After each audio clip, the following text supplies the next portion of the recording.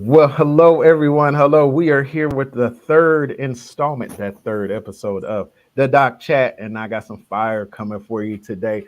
I am your host, Dr. John C. Turner, aka the Professor JT, and I got the amazing, the wonderful Dr. Valerie Daniel and Dr. Jonathan Harrell. Now, we know today is that wonderful Dr. Day, but we got to show some love to the doctors of therapy, those doctors that get those degrees and go into therapy because we know Black Lives Matter, but also Black therapists matter.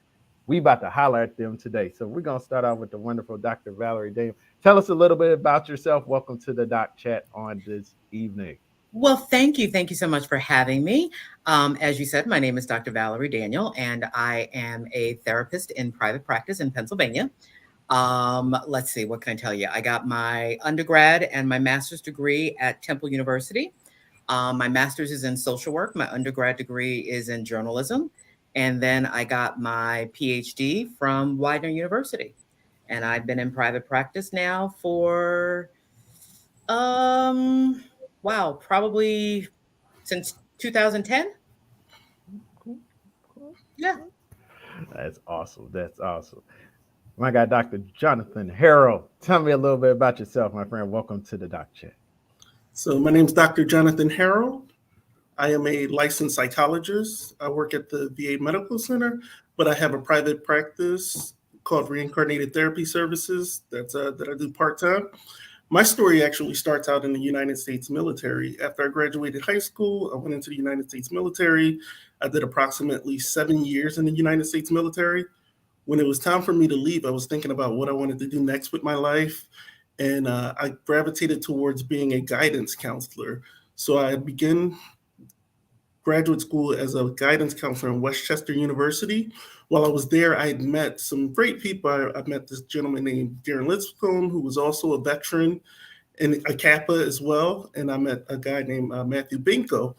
While I was at Westchester, eventually I got my master's in counseling. And when I left the program, I looked up one day and I noticed my friend Darren Lipscomb, after he graduated Westchester, he went on to get his doctorate. And I started thinking to myself, it put a seed in me like, ooh, maybe I should go and do that as well.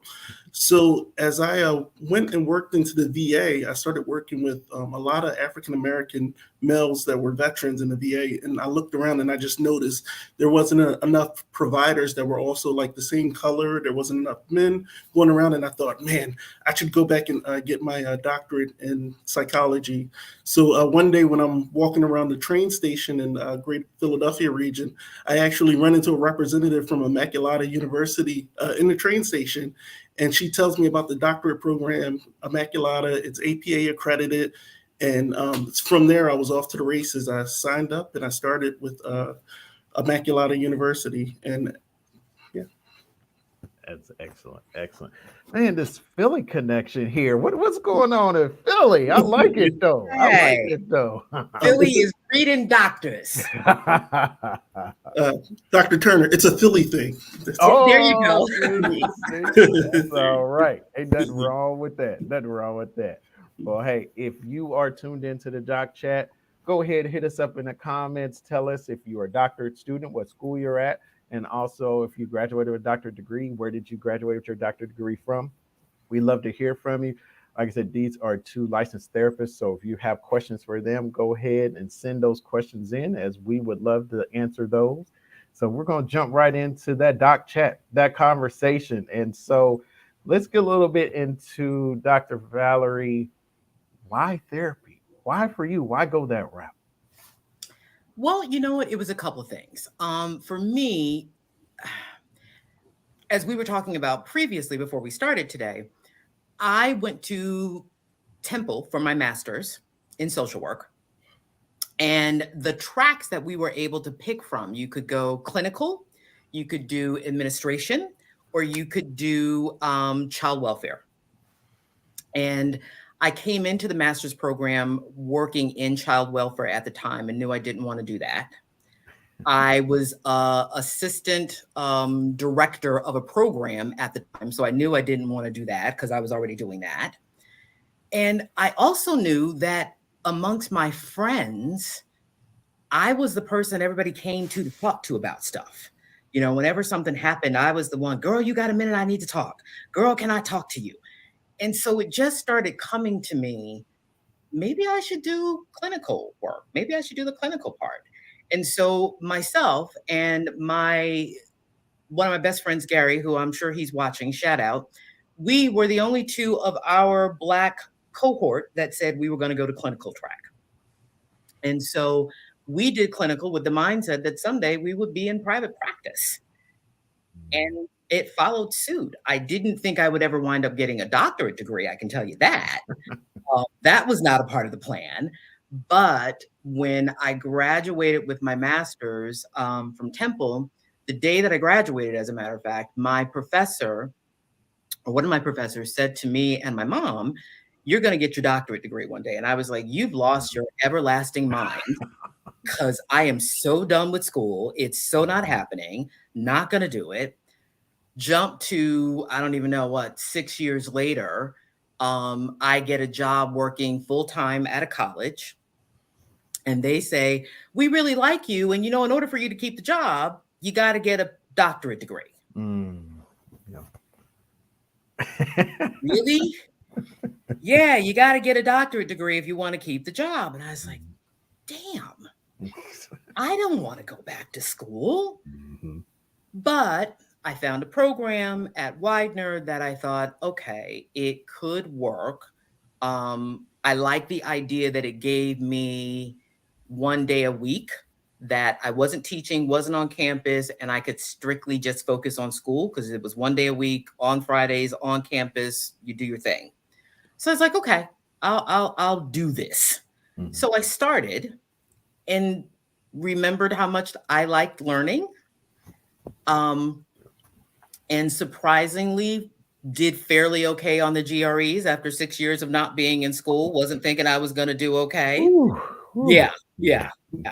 Because when they were like, oh, you got to take the GREs, I was like, well, that's going to be done with this, because that's not happening. But I did fairly okay. I had a meeting with the then department head and asked a lot of questions, because, as you said, for this whole purpose of this chat, I wanted to know what was I getting into, because I knew there were not a lot of Black folks that had PhDs. That's right. And going to Widener University, although it's not a, elite school, it is a fairly prestigious school. And I knew it didn't have a lot of folks that looked like me. And I didn't know what a PhD program would look like in terms of what I was going to deal with. So I went into the interview, and as I said to him, I'm interviewing you just as much as you're interviewing me, because I'm not about to spend all this money, all this time, and I don't know what I'm getting into. That's right. So after that, and again, thankfully doing fairly well on the GREs, I got into the program, and I never looked back. I dumped the teaching job, but I didn't get rid of the PhD program. That's excellent. That's excellent right there. Yes. Dr. Harold, we looking at, you talking about your story. You're talking about coming through the military and you having these opportunities. And we're going to jump actually right into that in-doctorate kind of program. Tell us a little bit about, okay, so you got in, and so now you're in that coursework. Now, did you also have to do maybe some admissions letters, GRE? How was it getting your program? And then how was that coursework once you jumped into that? So something that was interesting for me is that when I went in to be a psychologist, when it comes to being a psychologist, there's only a few programs that you can go to that are accredited, that are really well known, and it's called like an APA accreditation.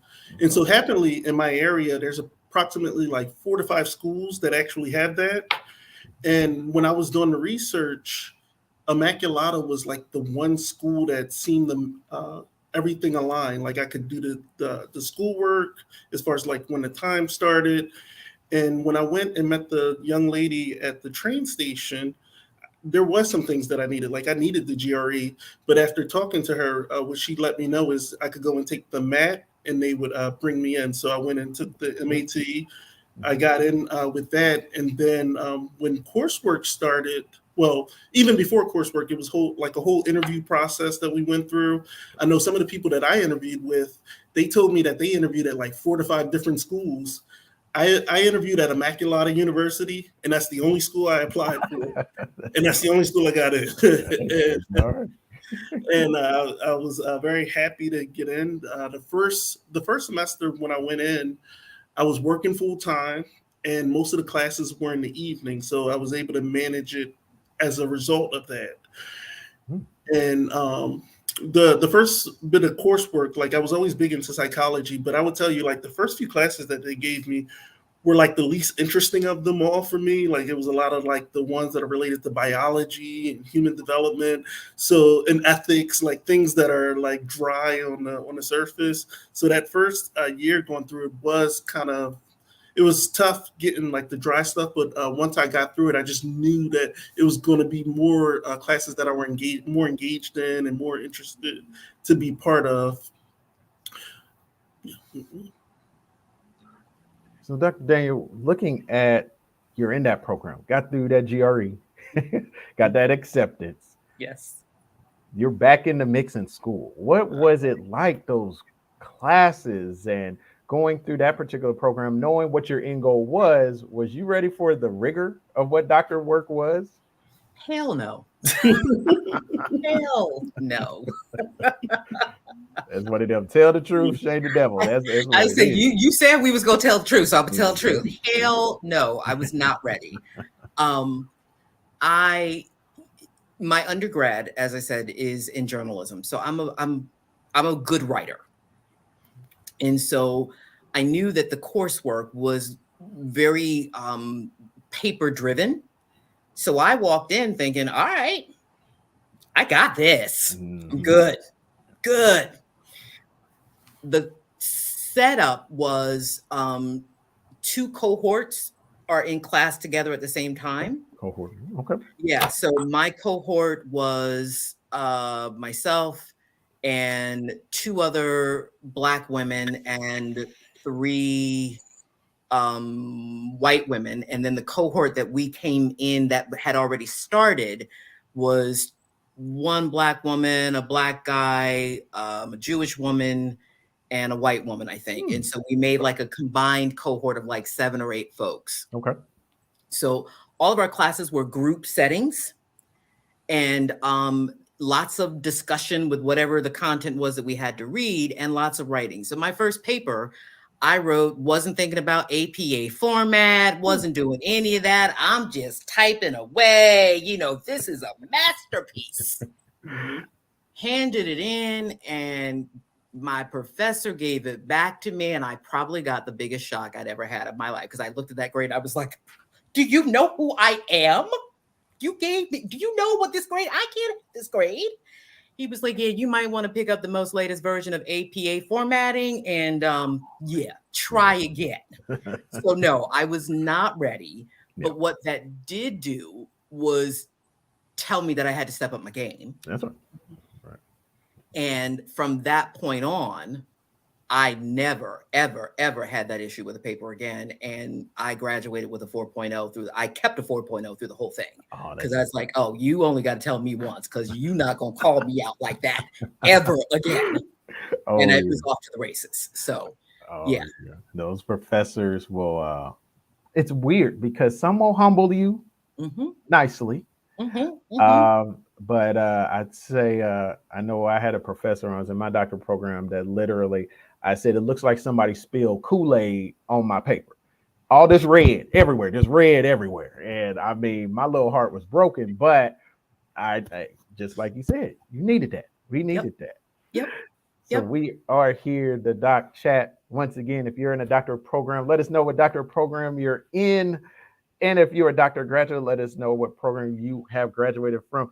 We got people that's going ahead and they're commenting. Shout out future Dr. Holmes. We appreciate you. She said her process was seamless. Hey, God bless you for that. I'm telling you. Because I'm telling you. We did have a quick question here for Dr. Daniels, and we're going to get into going forward, qualifying exams, possibly dissertations going into that. But can you offer a suggestion on how to pay for post-grad work? How was yours paid for? And we'll also ask that to Dr. Harold as well. It's a good question. Well, I can tell you I'm still paying for it.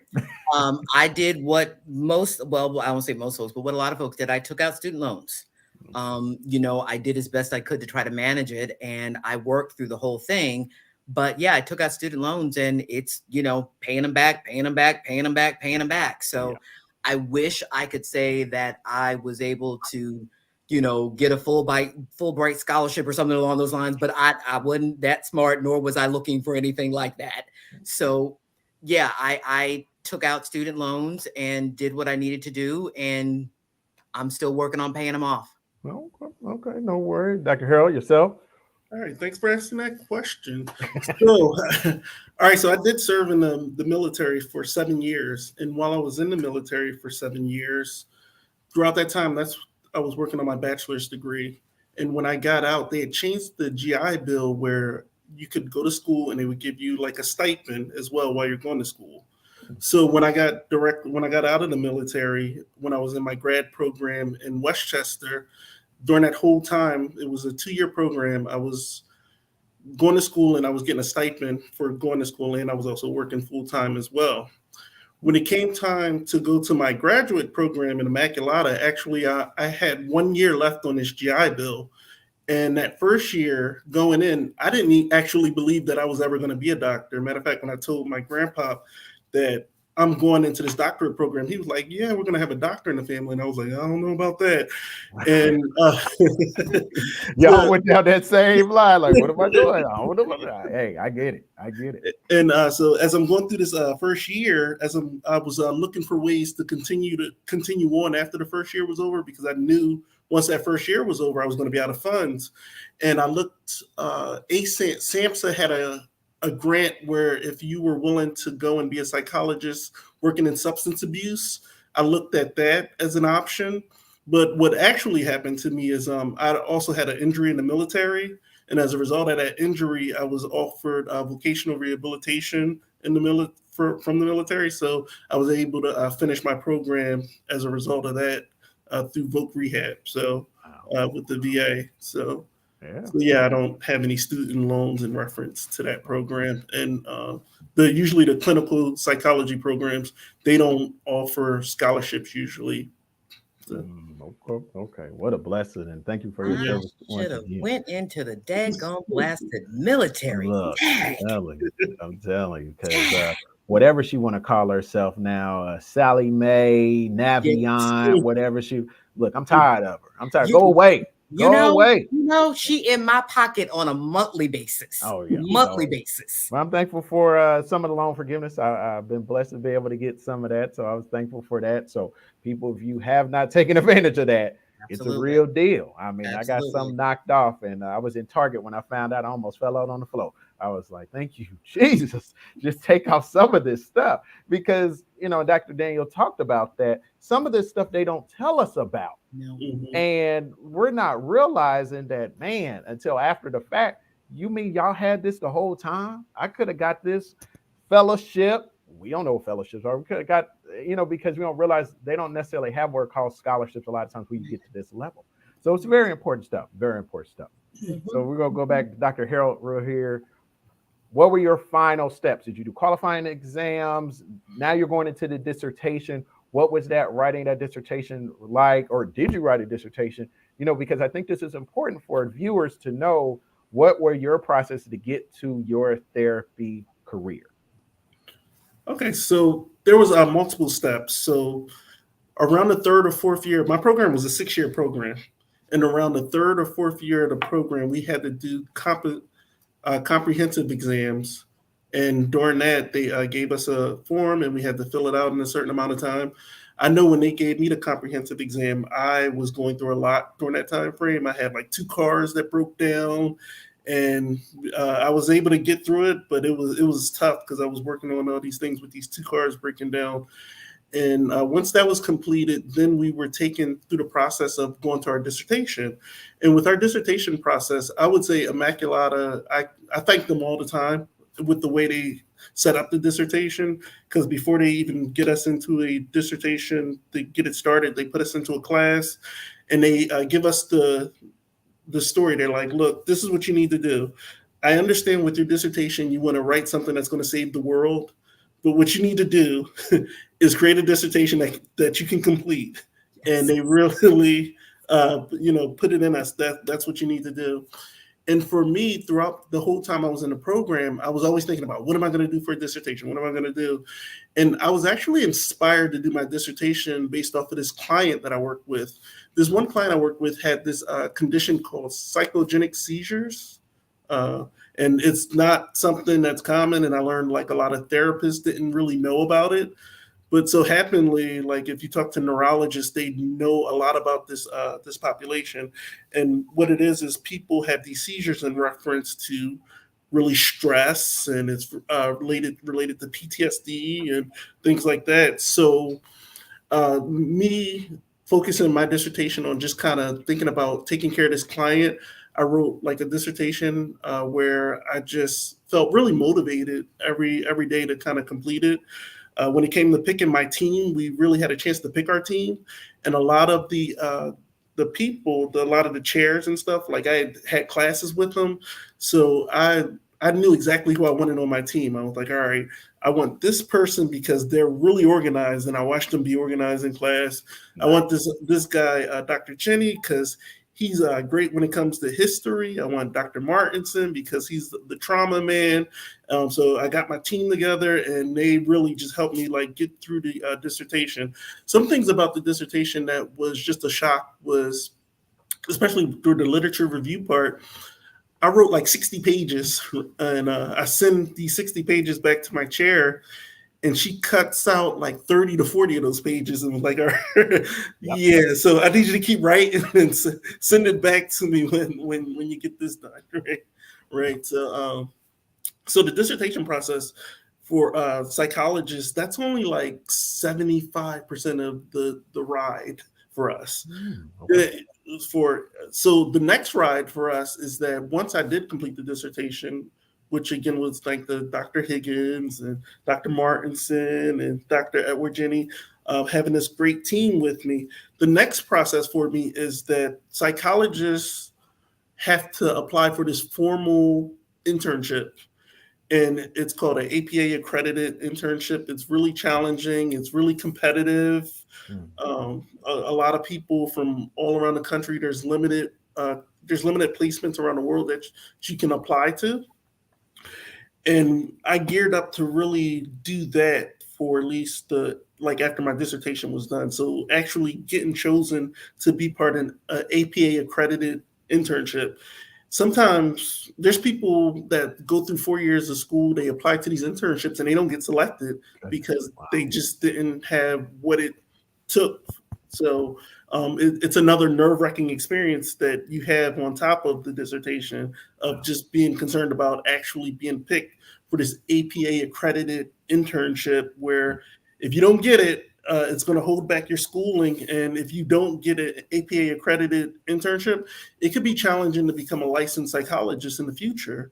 Wow. So there's a lot of pressure. So I applied to a bunch of them, and actually I got a lot of rejection letters when I applied to these internships. I must have got like 16 rejection letters, but I also applied at like 11 different places as well. And I did get what ended up being my first choice, which was Rowan University. Okay. And when you're at Rowan, when you're in this APA accredited internship, you spend a year where you're paid as an intern, but you're working like a psychologist, and they put the work on you, and you're being evaluated, and you're getting all the work, all the problem child, you're getting all the struggles. They're sending it all to you, and so that's a really challenging process as far as getting a doctorate. And once you actually complete your APA accredited internship, that's when you can finally be a doctor, at least in my program. Some programs will let you go through the internship first, but yeah. And that's what we want to know. Those are the things we want to know, because I'm telling you, to hear you went through the dissertation, that's one thing. Yeah. And then you're like, there's more? Like, hold on. But those are the things we want to know. And I appreciate that. that. And Yeah. we got to show love to Dr. Daniel here. They showing love to you on the doc chat. In the chat, you got your folks showing you Hey, love. Nay, what's going on? We got your other mother showing Yes. love as well. We love it. We love to see it here on the doc chat. So we go ahead to Dr. Daniel. This is your shine to shine, your process. Did you do those qualifying exams? Was there a dissertation? Was there a next level that I didn't know about? I'm like, No, there oh, was not. Because Dr. Harold, let me tell you, I'm tired just listening to you say all of that because I could not even. I could not even. No, similar to your process at Widener, we had a semester of what was called a comprehensive paper. And it essentially took everything that you learned in the coursework from the 2.5, 3 years before that, and you had to ideally kind of start your dissertation. So it was like a mini dissertation, so to speak. And you're covering, ideally what's the topic you're going to write about? Where do you think you're going to do your lit review? Where the source is going to come from? And so it's kind of giving the roadmap to what the dissertation will be, but it had to incorporate all of these requirements for the comprehensive. So you had all of these, again, I'll say bullet points that you had to meet. And if you didn't pass that, then you didn't get to go on to write your dissertation. So once you got done with passing the comprehensives, you went on and you wrote the dissertation, and it takes, as you guys know, however long it takes you to get it done. Right. But for me, although I didn't have that whole extra part after the dissertation, I think what a lot of folks wind up dealing with, at least in my kind of process, is dealing with your chair, whether they are good or not.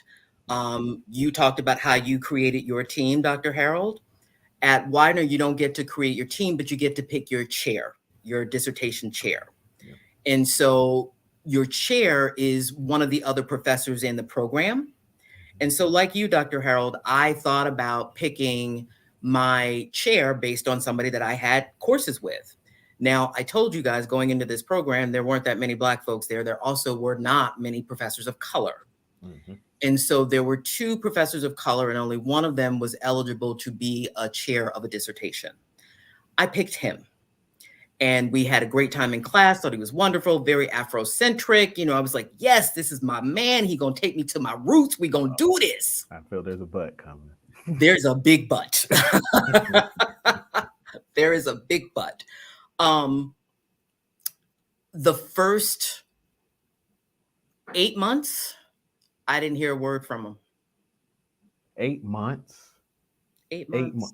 Wow. Didn't hear a word from him. I did the intro, chapter, and here's what I'm thinking. Here's what I want to do. This is what I got.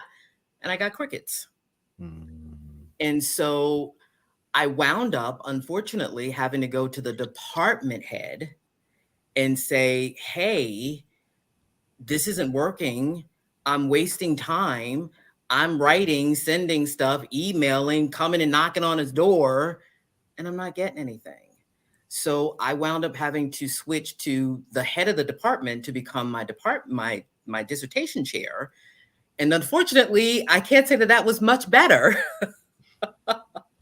She had all of the responsibilities of running the department. Plus she was the head of my dissertation committee. And she had a very busy life. And so, Eve, thank you. That's one of my clinical supervision students, my older clinical supervision student. She's amazing. Awesome. So my second chair, although she did get me through the finish line, it was lots of waiting for her. Another probably 5 or 6 months or so in there that I didn't hear from her, and having to really advocate for myself. Yeah. That I needed to get this done. And so much so that I advocated that I wound up getting 1 year of fees taken off of my total bill. Yeah, because I was like, between the first chair and this one, I've lost like a year, a little more than a year, because you guys were doing whatever. Good for you. I was just sitting here. Yeah. So they were like, yeah, my bad. We messed up. And so, yeah, I didn't get charged for 1 year. Nice. Mm-hmm. And so your topic area was? My topic area was the romantic relationship attitudes of Black women. Wait a minute. Is there a link to that? Let me look at Tell me about that. Little about that. Just a little bit. Well, I started out kind of like you were saying, Dr. Harold, going into it kind of having some ideas of what I wanted to work on and what I wanted to write on. And I knew I wanted to focus on us, my people. Mm-hmm. But I initially started off thinking I wanted to focus on the mental health disparities that we had in terms of access and affordability of mental health services. As I was going through that, one of the things that I realized in scholarly research, there is so little research on African-American women. And literally a quote that I quoted in my dissertation was that the information on Black women is woefully inadequate. And so that was kind of my light bulb moment. And my second chair, one of the things that she was working on was a data set called Fragile Families that was done. It's been 20 years of research. And it had all of these questions about romantic relationship attitudes for Black women. And I was like, bingo, here I am. So that's how it started. That's amazing. That's amazing. Yeah. It's incredible to hear these stories. And like I said, these are the things we want to know here on the Doc Chat. Want to know how you got to your end game. And definitely we're going to have a chance to be able to talk about, what you do now, where you both are at. So those are things we want to hear. So now, of course, on the Doc Chat, we always share our special moments. So we always share those doctorate moments. So let me see what I can get pulled up here so we can have a little fun with. Dr. Harold, you there with me? I think he's there with me. I can see him. Yeah, I think little technical difficulties, but we'll start with you, Dr. Daniel. Have a little fun here. Okay. Got you going in and out a little bit, but it's all good. It's all good. All right. Let's see what we can do here. So we have the wonderful Dr. Daniel. As I told you, hot as hell that day. Tell us about this day. What did it mean to get hooded, to finally get done? What did it mean? Well, it was truly an incredible day. And I have to thank my sister because, as I told you, she was the one that took this picture and sent it to me. But it was a really amazing day. I had my mother, who has a master's in education, had been a teacher for 35, 40 years. My family was there. It was truly a wonderful day. And it was the culmination of a dream that I never knew I had. Because I could have stopped the PhD program when I stopped teaching full time, because I didn't need to stay in it at that point. I wasn't teaching full time anymore, didn't have that requirement. But I am a person that once I start something, I generally finish it. And so by the time I got to this day, I was incredibly proud. And I knew that if my grandparents were still with me, had still been with me, they would have been over the moon proud of their youngest grandchild doing something that neither of them would have ever thought would have happened. My grandparents are both from the South, so they would have never, ever even remotely imagined. That I cleaned up for. That was the professional version. I cleaned up. So. But even that was kind of surreal because it was putting it back on after not having it on since graduation day. And so even kind of doing all that was like, oh, that's right. I did do this thing, didn't I? So it kind of, unless somebody calls me doctor, not that I forget about it, but it's not the foremost thing in my mind every day. I do what I love. And so that just happens to be something that, as I tell my clients, it's one of the many letters that I have behind my name. But definitely. Yeah. Let's see. Dr. Harold, you there? Dr. Harold? No, yes, I am. A couple of technical difficulties here. I don't want you to miss your doctor moment. Yes.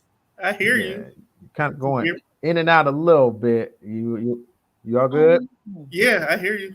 Yeah, I can see him. I can hear him. Okay. All right. We got to have some fun with Dr. Harold here. Yeah, because he got a whole thing going. He got a whole thing. So, bruh, you walking in fresh and clean. I'm telling you, it's Outcast 2021 right here. Tell us about your doctorate moment. You walking in that graduation day. What was it like? For me, it was such an amazing experience. And I was thinking about how big of a team effort it was. The day of the graduation, I was there with my wife, I was there with my mother, and my one of my favorite aunts, Aunt Loretta. And I was so happy that we like made it through this moment because there was so much like sacrifice, ups and downs, sleepless nights that we had to go through in order for me to walk across that aisle. So there was just like so much pride. And then we were in the middle of the pandemic as well. So, I was, yeah, that's my aunt right there. And I was so happy that she had a chance to come and see me graduate. Yeah. And I think now when it comes to, right there, that's epic. You got and, one. and right now, when I think about, Go ahead. being called a doctor, so initially after I got it, I was taking it really easy as far as like whether people called me doctor or not.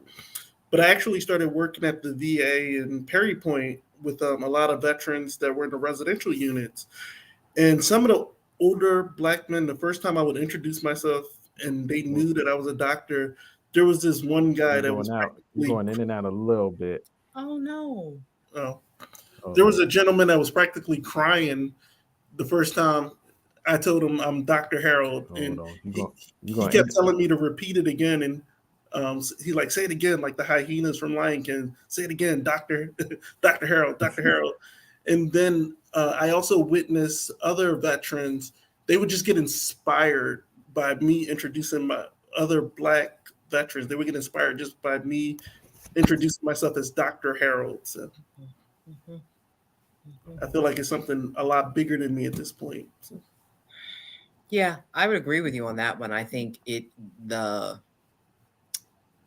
legacy of that is huge. I would agree, even for myself. My practice is in a predominantly white neighborhood, and I can remember when I first got my office, the person that I was working with in terms of setting everything up said, well, what do you want your name placard to say? And I was like, oh, I can tell you that, Dr. Valerie Daniel. And she's like, oh, because, we're not that big on that. I was like, no, it's going to say Dr. Valerie Daniel. And if you have a problem with that, let me know, because I'll get my own. But it's going to say Dr. Valerie Daniel, because there is something. I mean, I've had the same experience that Dr. Harold has had. Black women, Black men, Latino, people of color. You're doctor? You're a doctor? So yeah, I think it does go beyond us, especially in our communities. And I think it is the pride of, kind of as Dr. Harold was saying, of generations of us, being able to see the possibilities in us, to see possibility in us. Because I know that's what it is, at least for me. My father passed away while he was in a doctorate program because he wanted there to be a doctor in the family, kind of like what you heard, Dr. Harold. He wanted there to be a doctor in the family. And even then I told him, I was like, yeah, well, you got that. So go on ahead, because that's not my thing. So even for him, it was a matter of just the possibility of what we can do, what's capable, what's possible for us. And so, yeah, I think, although I'm not that concerned about folks calling me doctor, I'm with you, Dr. Harold. In certain spaces, I demand that that's what you do, is call me doctor. Yeah. That's powerful. So Dr. Harold does have one more, folks. Oh, hold on to your bootstraps for this one. Let's see if we can get this one rolling here. Let's see. Give me 1 second. Yes. Make sure my screen is good for this one.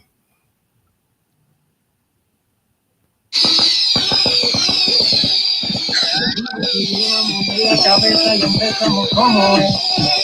Mi música no discrimina a nadie, así que vamos a romper. Toda mi gente se mueve. Mira el ritmo como lo tiene. Hago música que entretiene. El mundo nos quiere, me queda. Toda mi gente se mueve.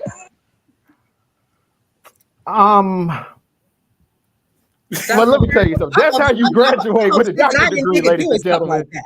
Oh, that's how you do it right yes, there. Indeed. Yes, indeed. Dr. Harold, that's what you do.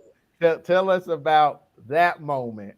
And man, where are you getting fireworks in like May or June or wherever whenever you must have held on to those or something, or got those special order or something. So we were in the middle of the pandemic, and I was telling one of my clients, I was like, yeah, you know how I'm gonna celebrate getting my doctorate? I'm gonna go in the middle of this garage area close to where I live, and I'm gonna light some fireworks and just let it go. So I did buy like $300 worth of fireworks, like expensive stuff, and it was like going off in the back of me. And actually, my wife filmed all of that. Oh my God! And I can't even front. When you sent me that, I was like, oh, I got to show this on the doc chat. We got to show this because people just don't know what you go through to get to that moment. It doesn't matter. Nothing else matters. I'm going to celebrate this because you're just on this incredible high when you get through, that dissertation stage, when you get through, whatever teaching or whatever you got to go through, when you get hooded, especially as a Black person, it's real.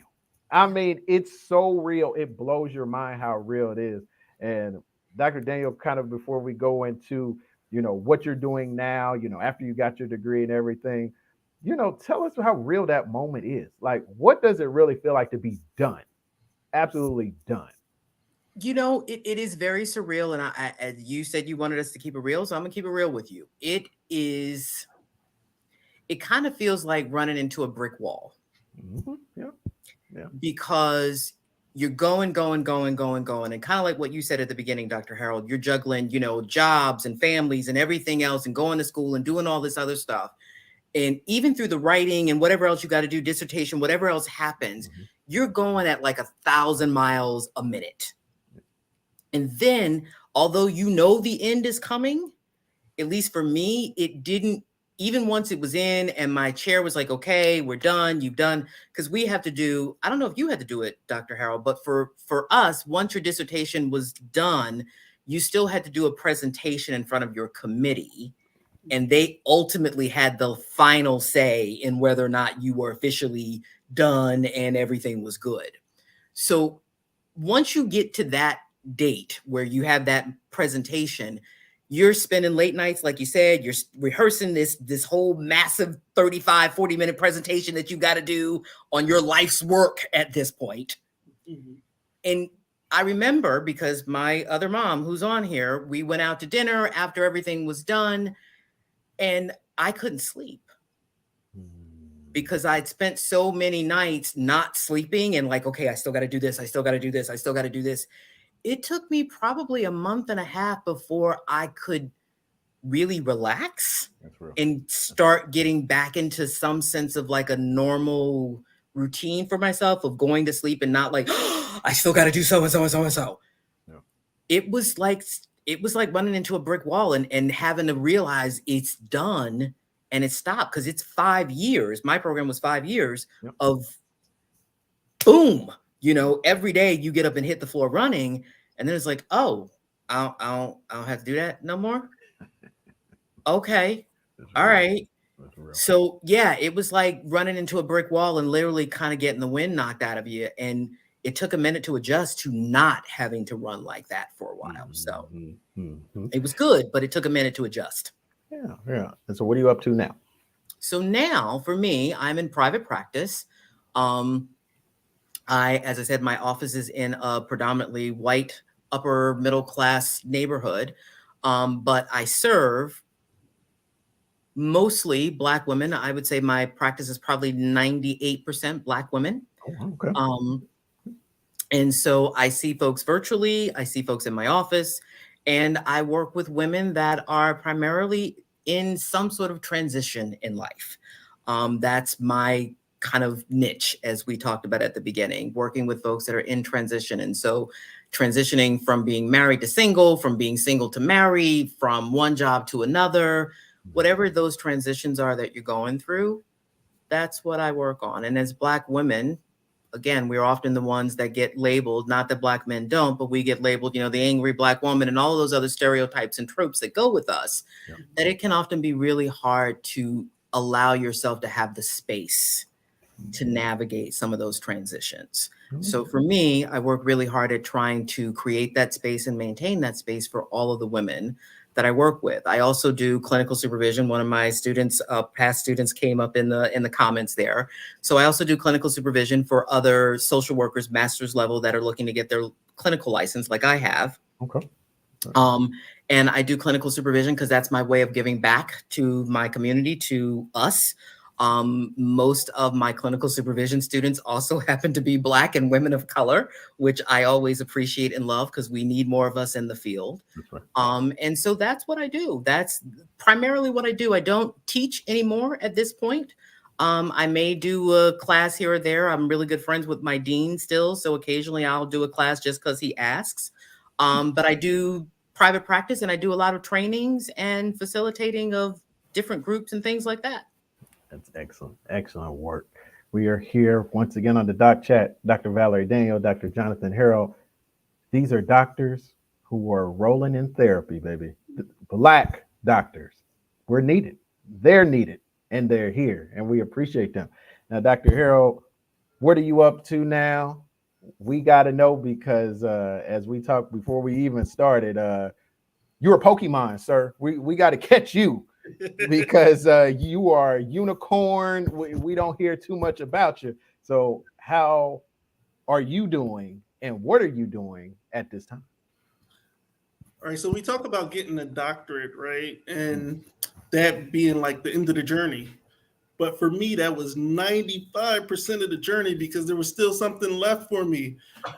I wanted to be a licensed psychologist. Yeah. And in order to be a licensed psychologist, we had to take this national exam where approximately 20% of the people fail it that take it.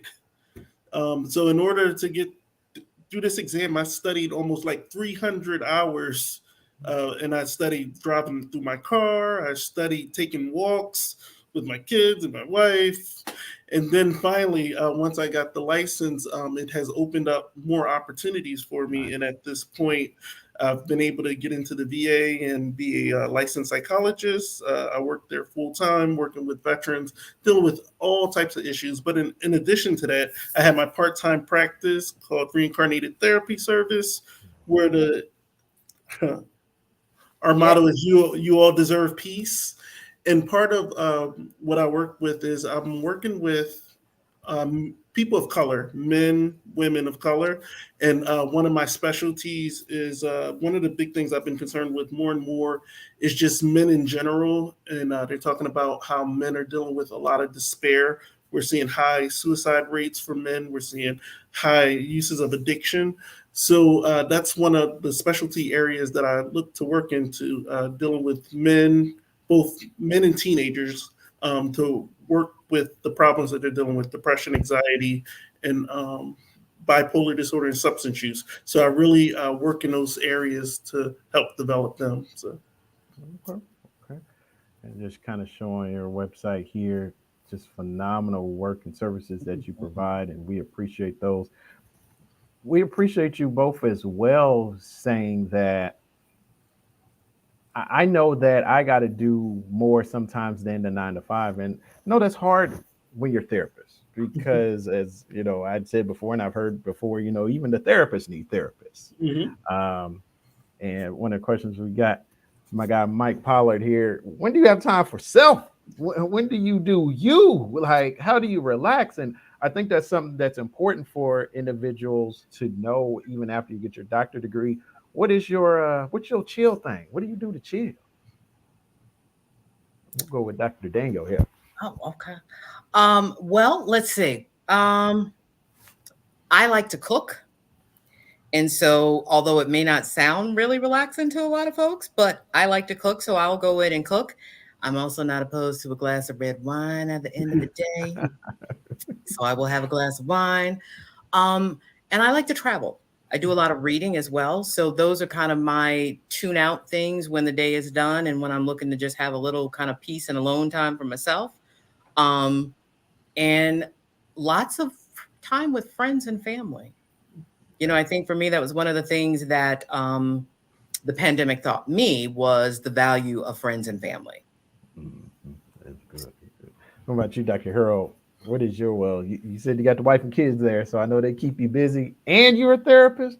Man, we just sometimes just need to come just give you a hug, if nothing else. Like, man.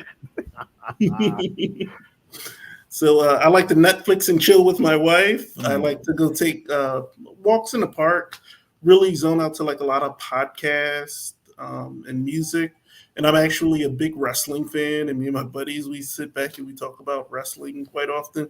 So those are things that I really find to help me chill. So, Okay, okay, yeah, we got a WrestleMania this weekend. Trust yes, me, yes, I'm we a big do. fan. I'm a huge fan, Yes. and I'm telling you right now, the things that y'all wrestle with every single day, I'm proud of both of y'all. Very proud of both of y'all. Now we're gonna allow Dr. Daniel just give us a little info where people can find you, and just a little more about you as we wrap up here. Yeah, well, as I told you at the beginning, for anybody out there, my website is actually under construction. So it is www.lifescrossings.com. You can reach me at valerie@lifescrossings.com. I am available. I am taking on clients, all that good stuff. I'm available to do trainings, any of those things. And as Dr. Harold said, I love what I do. I really do. I love what I do. And I think that I was put on the earth to do exactly what I'm doing. That's So I am forever grateful and humbled by the work. It is hard, but I love it. that's powerful. That's powerful. Dr. Johnson, Harold, go ahead and once again, where can people find you and be able to utilize some of your great services? Okay, so you can find me on my website, Reincarnated Therapy Services. We're also on TikTok, Facebook, Twitter, MySpace, Snapchat. No, I'm kidding. MySpace. But yes, if you're seeking therapy, you can certainly reach out to me. If you would like me to come out for some talks, I've definitely went out and I like to educate the community. One of my life's missions is to continue to connect people to opportunities, and there's so many ways you can continue to do that. So that's how you can reach out to me. That's powerful. That's powerful. Once again, this is the Doc Chat with your man, Dr. John C. Turner, aka the Professor JT, Dr. Valerie Daniel, Dr. Jonathan Harold. I appreciate y'all so much. Words of wisdom for everybody. I'm telling you, you can find this LinkedIn Live. It will be there on LinkedIn, and you can also find this on YouTube. Share it with a friend. If you know somebody wants to become a therapist, you see these great people right there, you better holler at them because I'm telling you, look, there's levels to this thing I learned today. I Mm-hmm. learned. But all I got to say is I'm proud of y'all. So thank y'all so much. We do got just a couple minutes. Any last words? Anybody want to throw anything out there? Just want to throw it out there one more time. Anything? Anything? If you are thinking about doing it in terms of getting a doctorate degree, do it. Do it. It's worth it. It's hard work, but it's worth it. It's worth it. Yeah, yeah. A lot of people are going back and forth, and we're getting great comments. You see, they showing love out here, which we appreciate. You know, if this is something you want to do, that's why we have the Doc Chat. We want to throw stuff out here to let people know you can make it through this journey. You can definitely do this, and there are people here that are willing to share their journey. Now, I'll be honest with you, not everybody want to share because they went through some stuff, but the people that do and that can help you do it the right way, touch base with them. Dr. Valerie Daniel, Dr. Jonathan Harold, I appreciate y'all so much. This is the Doc Chat, and until next time, peace out. Thank you.